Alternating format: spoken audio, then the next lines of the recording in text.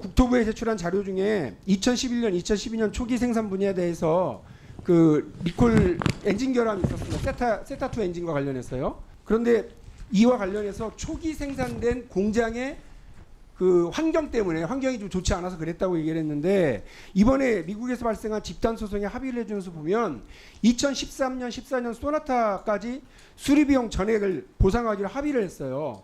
결국은 미국 공장 초기에 공장 자체의 좀 환경이 좀 더러워서 그렇다라고 했던 그게 틀리고 엔진 자체에 문제가 있는 거 아니냐라고 하는 얘기까지 나오게 돼 있습니다. 그러니까 이런 문제에 대해서 좀 이따 말씀해 주시고요. 또 하나, 가장 우리 국내 소비자들이 황당해하는, 같은 차량인데도 불구하고 미국에서는 엔진 10년 동안 16만 킬로 보증해 주고요. 국내는 5년 10만 킬로만 보증을 해줍니다. 이거 맞죠? 그 부분만은 그 맞습니다. 네. 그 세타2 엔진 리콜이 우리나라에서 2017년부터 진행을 하고 있죠. 근데 미국에서는 2015년부터 진행되고 있습니다. 한국과 미국의 리콜에 차별이 있습니까? 리콜의 차별은 없습니다. 그런데 또 우리나라에서는 마찬가지입니다. 그러한 리콜에 대한 꼼꼼한 안내를 받지 못하고 있어요. 그리고 이렇게 엉터리 리콜이 되고 있다니까요.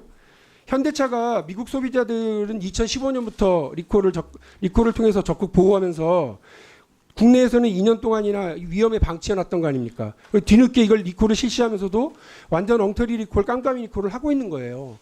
앞으로도 계속 이렇게 진행하시면 안 된다고 보는데, 제가 아까 리콜 안 하면 무슨 문제가 있냐고 했더니 아주 극히 일부에서 뭐 문제가 있을 뿐이다 그렇게 얘기하셨어요. 그리고 사과도 안 하시고요. 자동차가요, 주행 중에 길에 서버렸어요. 예? 80km 이렇게 이상으로 달리다가 증인들을 보면, 저한테 들어온 제보를 보면 그런 경우가 발견이 돼요. 게다가 현대차가 진행하는 리콜을 받고 나서 그랬어요. 그러면 일부에서, 극히 일부에서 발견된다고 아무렇지 않게 얘기하시는데요. 그럼 어떻게 됩니까? 극히 일부는 어떻게 돼요? 예, 그거는 예? 좀 큰 문제입니다. 예. 큰 문제죠. 죽죠, 사람이. 어떻게 그렇게 편안한 말씀을 하세요? 우리 국토부가 그 현대차로부터 받은 리콜 관련 서류는 딱 한 장입니다. 매뉴얼이요. 근데 미국에서도 똑같은 세타2 엔진에 관련된 리콜이 2015년에 있었습니다. 2년 전에요. 근데 그때는 보면 미국에서는 무려 10장이나 되는 꼼꼼한 리콜에 대한 매뉴얼이 제공이 됩니다. 근데 대한민국 국민들한테 그런 게 없는 거예요. 대한민국 현대자동차 소비자들은 그저 그냥 이렇게 하등 국민 취급받고 있었던 겁니다. 우리 국민이 내수시장 점유율 70%까지 지켜가면서 키워줬던 우리 기업인 현대차가 미국 소비자에겐 잘해주고요.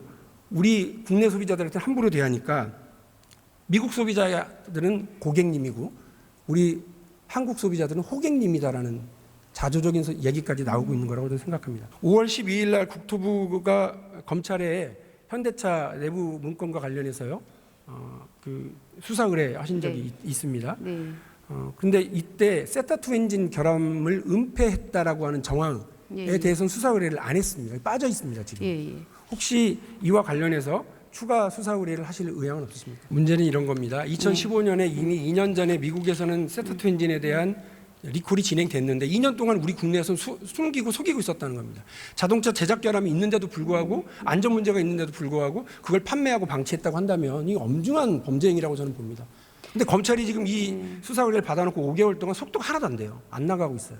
그래서 기관이 수사 의뢰하는 것 좀 책임 있게 좀 해주셨으면 좋겠습니다. 네. 아무튼 뭐 성실하게 수사에 협조해서 소비자들의 어려움을 달래는데 노력하도록 하겠습니다.